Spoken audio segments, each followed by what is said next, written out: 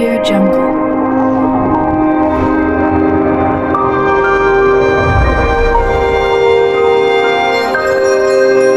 The Breaking Blitz. Banilizeera ku breaking blitz olunaku lwa leero nga mbayitidde amawulire nga Dr. Kizza Besigye yavuddeyo ne yeegatta ku Bobi Wine mu kulwanira awamu n'abasuubuzi bonna abakolera mu kibuga Kampala mu ggwanga lyonna abagenda okuvaayo olunaku lw'enkya okwekalakaasa ku misolo URA gye yateeseewo emikakali n'omusolo gwa ifliz ogukyasiza okuleeta obuzibu mu ba bizinensi partners bonna. Olunaku lwa leero Dr. Kizza Besigye avuddeyo ne yeegatta ku Bobi Wine balwanire wamu ayambe ne ku basuubuzi b'e Uganda. Kambatereko akatambi musooka kalaba. Subscribinga, likinga era osobola okunyiga wansi ekigalo. Osobola okulikinga vidiyo eno. Breaking Blitz tukola byafaayo.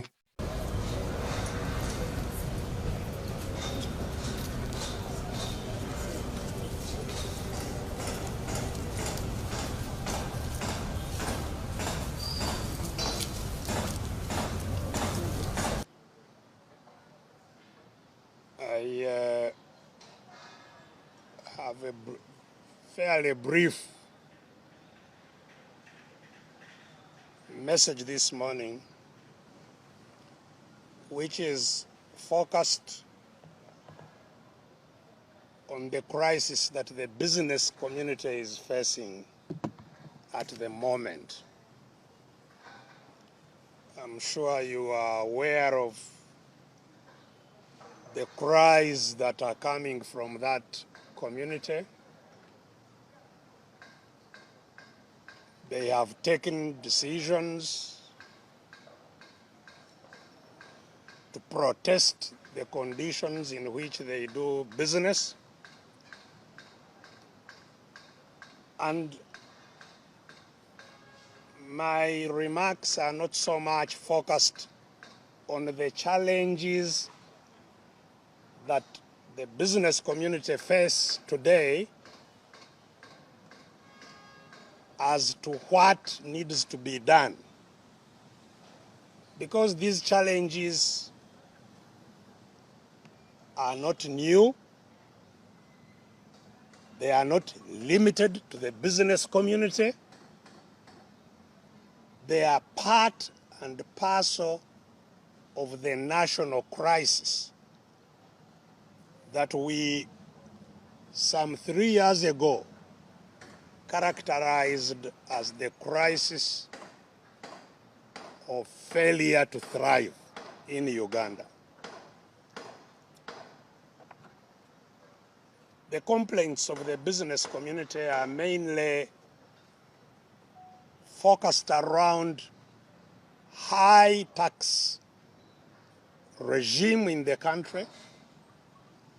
And indeed, we have a very, very high tax regime.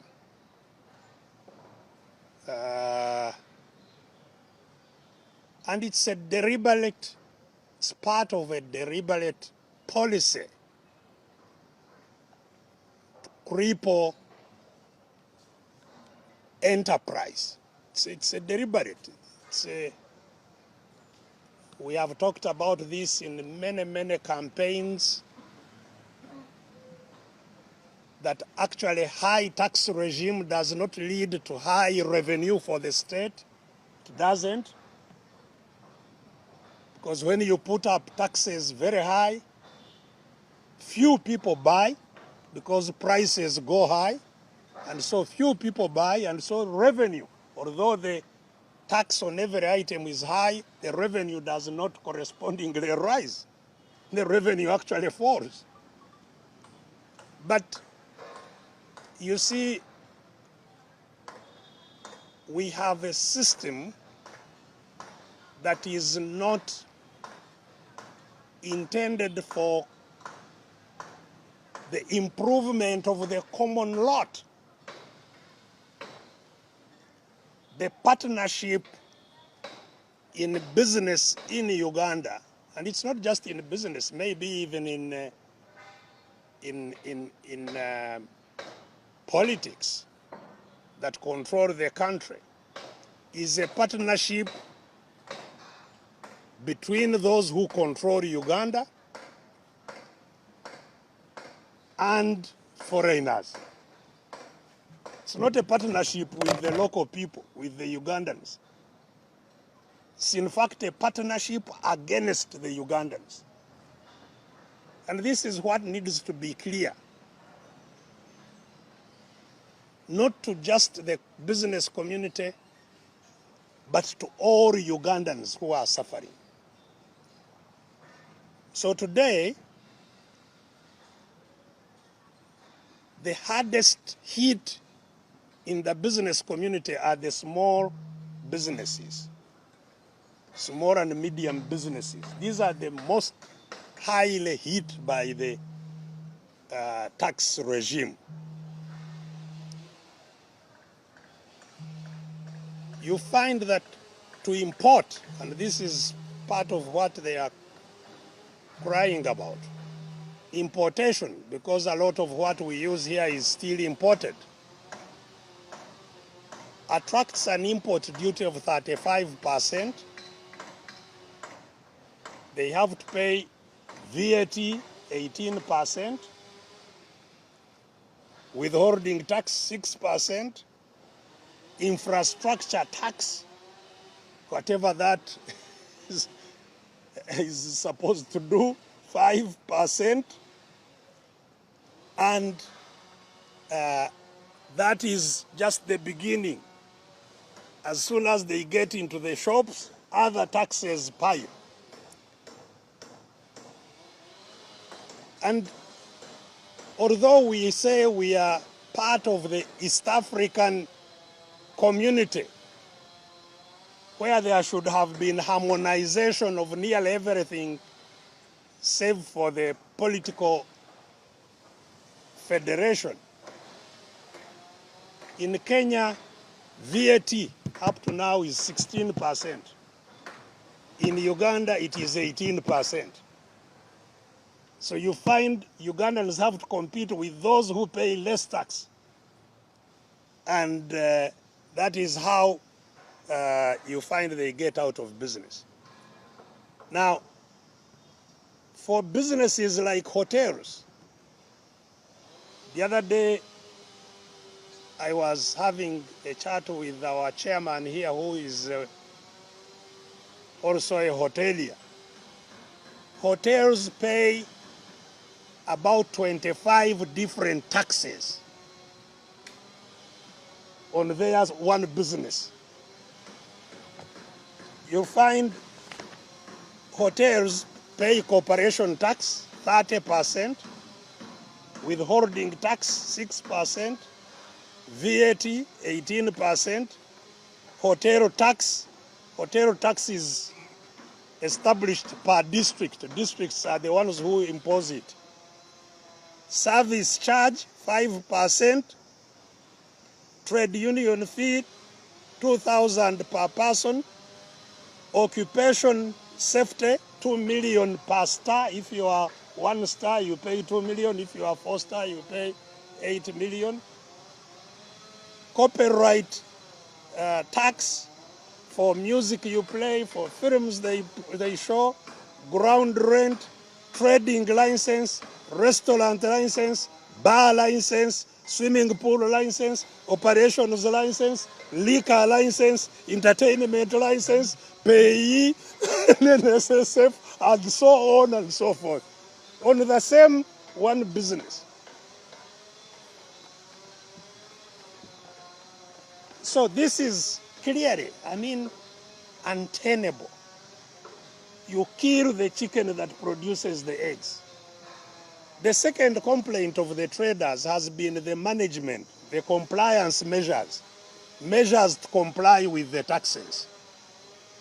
And one of the measures which is currently being complained about is that what they call EFRIS, electronic, EFRIS is it's called electronic what?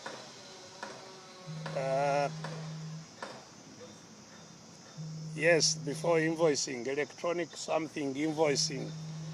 But that EFRIS is about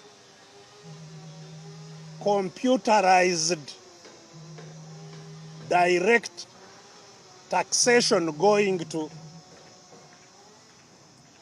computerized direct taxation going to revenue from the business that you run. So if you are running a small shop, you have to buy a point of sale machine on which if you make a receipt, the receipt separates the tax for revenue authority and informs revenue authority the tax you have collected from this transaction. So first of all, you have to register everything you have in your business into the machine. Must make a register. Whatever is sold from your register is recorded, and tax goes direct to revenue authority. If revenue authority finds somebody on the street who does not have the EFRIS report, and they ask him or her, and she says she bought it from this shop, then you are liable to a fine of 6 million. If you forgot to give a receipt and somebody gets out of the shop without that receipt, you pay a fine of 6 million instantly. And if you haven't registered when you are supposed to have registered on that EFRIS, you pay a fine of 50 million. It's you to determine that I am liable to register. You go and register. If you haven't known that you are liable and you are found, you pay 50 million or you go to jail for 10 years. Now, we are dealing, so this is why it impacts small traders. Because this is a revenue collection activity, but which the trader must invest in buying the machine, in carrying out all the registration, and indeed in harmonizing the accounts that regularly must be remitted to the revenue authority. Most of our small businesses are run by people who haven't even been to school, who don't know any of all this. And the threshold for registration is very low. I understand if you are making a sales, just if you are making sales of 450,000, then you must register. And you must buy this machine and register everything you are working on and so on and so forth. Now, secondly, this machine uses internet. So you must have internet. And the internet must be good internet connection, because otherwise it is too slow. If you have many people buying, you will not sell to them because you cannot produce the receipts at the speed which they want. So all these are just roadblocks that make it impossible for small businesses to function, because you are increasing their overheads. They must employ more staff to register all these items, to do all these things. Is simply not tenable. The other complaint on the EFRIS is that most of the importers here we have are small importers again. They combine their merchandise into one container and clear the container together and separate their merchandise to the different buyers. Now that is not allowed. Every trader must clear their items on their TIN number. So if you have 20 traders in a container. Before you pay tax, you must separate the items to the 20 traders, and every trader must clear their own item under their own TIN, tax identification number. This is extremely time consuming. It's costly because each one must now have a clearing agent, and so on and so forth. And again, for small businesses, they simply cannot survive. And then, of course, there is also in the compliance process. Somebody goes through all that, pays taxes. When they are getting out, the Bureau of Standards also arrests them. Says, we have to check the standards. But if you wanted to check standards, you should check them even before taxes are paid. Because what happens if you find that commodities are substandard? When they have already paid tax, do you get tax refund? Do you get... and so all these are the things that cause problems to the traders. And of course, it's not all that pass through this chaos. There are those who don't pay any taxes. So some people pay taxes, others are exempt. And they are in the same market competing. And I'm sure you know those who will get exempt. They will either be foreigners or the usual suspects from the royal family, or those who have linkages with the royal family. Those are the ones who will not pay taxes and force the other ones who pay taxes out of business.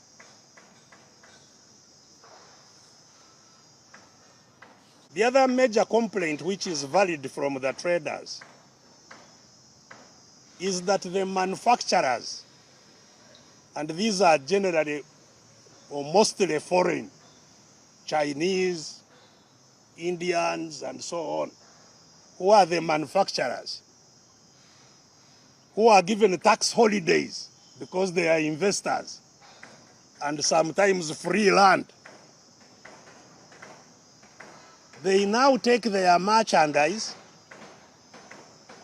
and also retail it themselves. They are manufacturers, they are wholesalers, they are retailers, all at the same time, the same people. So what happens to the poor, small Ugandans? Means they have been condemned out of business, you know? And so who protects? It's like we are in a country that has simply no protection for ordinary folks, you know? So these are very, very legitimate concerns. Of course, the other concern they have, which is legitimate, is the cost of loans, the cost of money. Because most businesses are run on credit, on loans. And the interest rates are simply atrocious. The people they are competing with in the market, the foreigners, borrow at between 1% and 4%.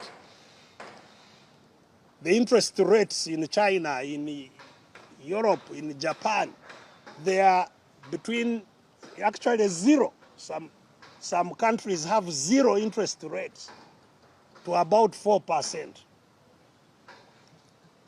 Ours start around 18%. Go on up to 30%. And of course, if you go to money lenders, that's a different story. But in the banks, you know. And what causes the high interest rates in Uganda? The biggest culprit is the same government. Because the biggest borrower, domestic borrower here, is government. The budget you hear them talking about is half borrowed from our banks, where this trader is also supposed to borrow from. And the banks will not lend to many small borrowers. They would rather lend to one borrower. It's cheaper rather than collecting from so many. You are collecting from one, and the government is generally treated as a safe borrower because they give you a check when it should mature. You just go and collect your money. So banks are not lending to business. They are lending to government. The little money that remains is what business fights over, and the taxes are very high.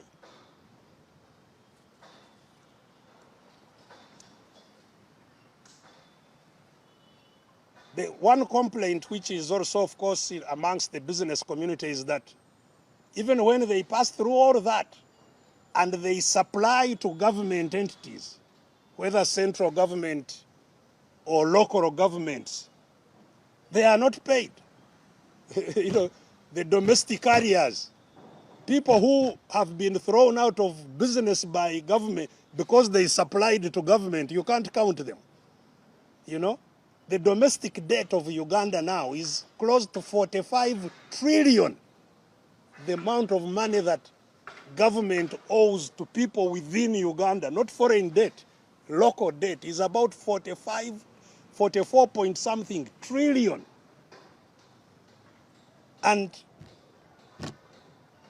they supply thinking they are going to be paid next month. Then they say there was no release from finance.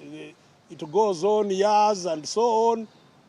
And this man who had borrowed in any case from the bank to get money to supply, the bank sells his property, and that one goes back to the village. Of course, most of the business community problems intensified due to COVID. You must have seen that other countries gave huge incentives, support to business after COVID. Ours didn't. So even though government was the one ordering closure of businesses, shut down, people had to pay rent for the period they were not working, and no support at all, nothing from government. So their capital was already depleted by all these problems. And of course, the list of complaints is endless. That's why I said the problem is not just business. And our business community, this message is directed to them because they don't get it up to now. My sense is that they don't get it, where their troubles come from and how they will be solved. They don't get it. They had started an activity, then they had a rumor that Mr. Museveni was going to meet them. And they said, okay, now we are going to get a solution. They abandoned the activity. When they went, he said, we don't know anything about you. Now they are back, saying, nobody's caring about us, they are back. They are not. You cannot get a solution from the problem itself. How can you? The problem is where they are going, where they hope they will get a solution. You can't. They don't get it up to now. The problem for business is the same problem for agriculture. All people who are in the tea industry are now bankrupt. Everyone in the tea industry is bankrupt. Why? because there is no support for the industry. Although it is certainly a big industry, a big earner for the country, could be a big earner, no support. Tea is now between 150 and 200 shillings a kilo. So all those Toro farms, you are going to find them with bushes very soon. Very, very soon. They will all be forests. Because there is no way anybody can maintain them at that cost. Cotton. Cotton collapsed. There is no more cotton. So another problem actually traders have is that government said they are protecting local manufacturers. So they, for example, said you cannot import textiles. We want to protect the local textile manufacturers. But there are no local textile manufacturers. Maybe Nigeria, which still buys the little cotton that is around. All others are importing. They are importing textiles and processing them here, protected by the government against other importers, that they are manufacturers. So you are not supposed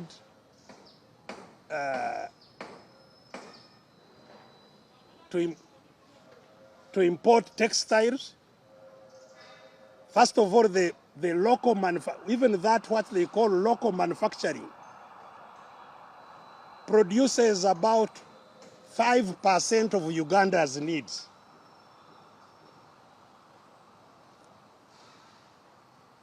And this 5% is also imported. In fact, what they call manufacturers here, they are assemblers. They are not manufacturing anything. Somebody brings a phone, like these phones, he removes the cover and brings covers in different box. He brings the board of the phone in a different box. He brings the glasses in a different box. It is cheaper to transport it that way anyway.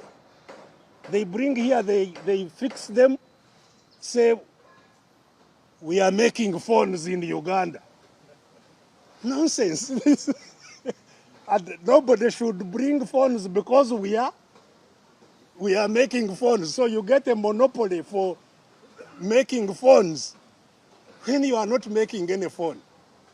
That is, so the monopolies are monopolies again of those same characters that have caused trouble for Uganda. All those monopolies, you trace them. They will be traceable to the same royal family. All of them. Denying everybody else's business, leaving it for just the selected people. So if you want to import textile, the tax you pay, because it is protected, you pay tax according to kilos of the textile you have imported, not according to the value. Every kilo, you pay a tax of $3.5 for every kilo. If it is a garment, cloth alone, you pay $3 per kilo. This is huge amount of money that you cannot have, plus of course all the other taxes that I mentioned, VAT, what, not, all the others. So the point we are making is that this crisis in business will not go away and is not limited to business. It is across the board of the country. Everybody is on the wall. Whether you are a farmer, including even the cattle keepers. They are on the wall because no acaricide works, no medicines are all fake, and you end up with the disease problem that we have in the animal industry. Foot and mouth disease, I don't know, ECF, I don't know which ones, all crippling the animal industry. So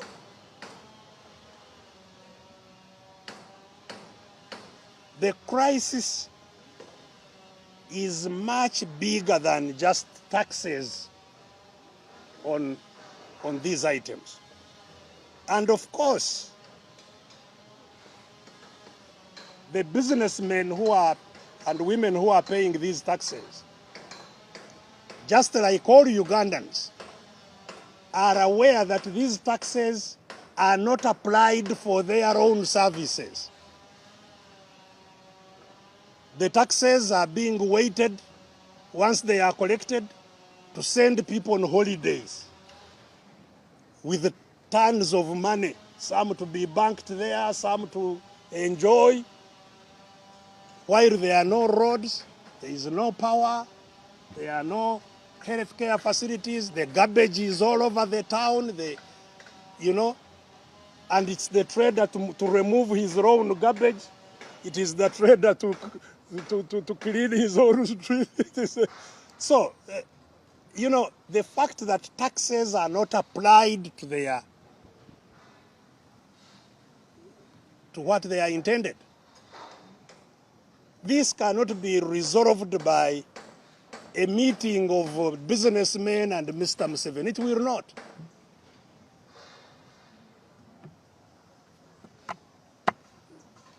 So, for business, Ugandan business, to benefit Ugandans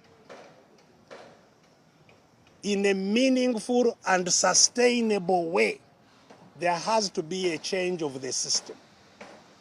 It's not just saying now we are forgiving you this, today we are doing this, this tinkering around the edges will not solve these problems. This is why I invite the business community and all other elements of organized groups in our country, whether they are farmers association, whether they are, entertainment industry, whatever you are engaged in. We all need to link up and change the system. The system must be overhauled completely. A system that depends on a partnership between a family and foreigners. That's the system that controls our country. Partnership between a family and foreigners must end. And it won't end by just having a meeting. We must all unite. We must all take a collective decision together to say enough is enough. So that it's not just the businessmen today, tomorrow it is teachers, the other day it is nurses, the other day it is doctors, the other day it is the KCCA staff, the other day, it all comes from the same place. So,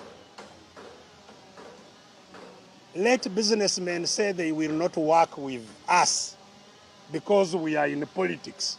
No. It is the same politics that is affecting everyone. Let's unite and resolve this. So my message is direct to the business community as it is to all other groups in our country. Thank you very much. Thank you so much, our leader.